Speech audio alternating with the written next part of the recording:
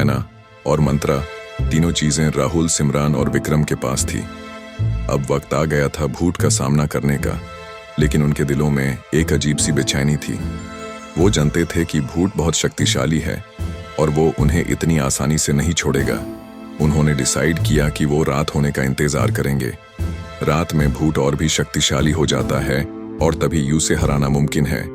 जैसे जैसे रात होती जा रही थी, हवेली का माहौल और भी भयानक होता जा रहा था। अंधेरा और भी घना हो गया था और अजीब सी आवाजें आ रही थी। ऐसा लग रहा था जैसे हवेली में कोई उनका इंतजार कर रहा है। राहुल, सिमरान और विक्रम एक कमरे में बैठे हुए थे।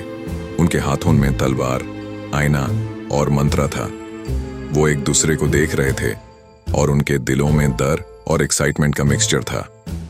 क्या हम तैयार हैं? सिमरान ने पूछा। मुझे नहीं पता, राहुल बोला, लेकिन हमें ये करना होगा।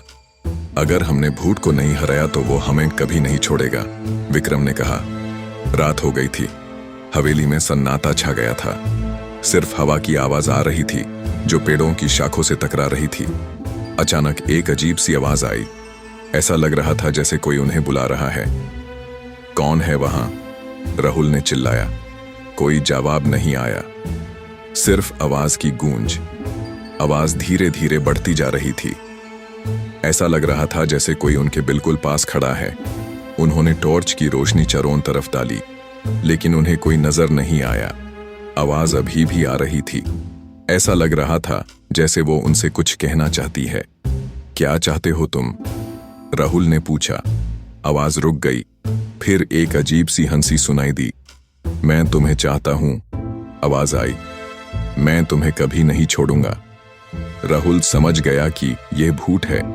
हम तुम्हें नहीं छोड़ेंगे, राहुल ने कहा। हम तुम्हें हराएंगे। भूत हंसने लगा।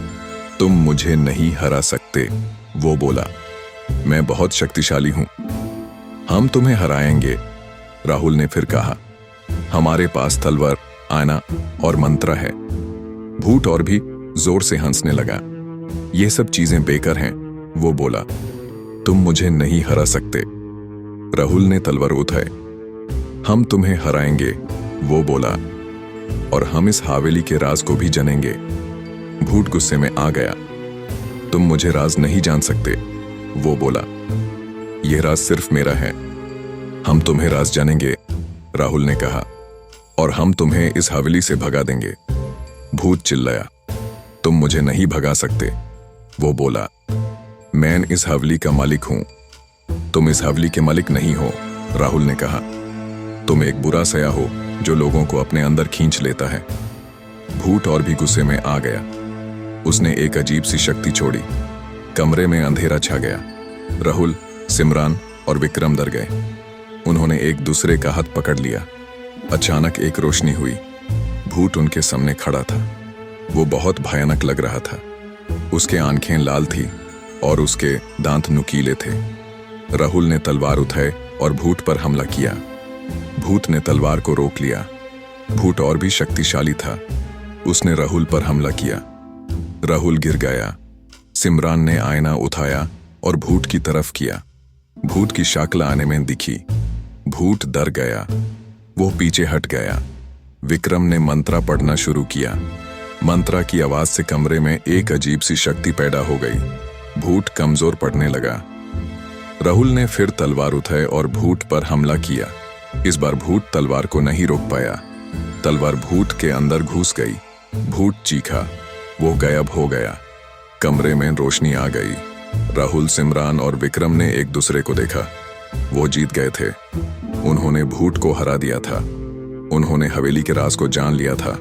उन्होंने खजाने को हासिल कर लिया था और वो इस हवेली से बचकर निकाल गए थे। ये कहानी खत्म हो गई थी, लेकिन ये कहानी उनके दिलों में हमेशा जिंदा रहेगी। उन्होंने एक खतरनाक एडवेंचर किया था और वो जीत गए थे। उन्होंने हिम्मत, हौसला और दोस्ती की मिसाल कायम की थी।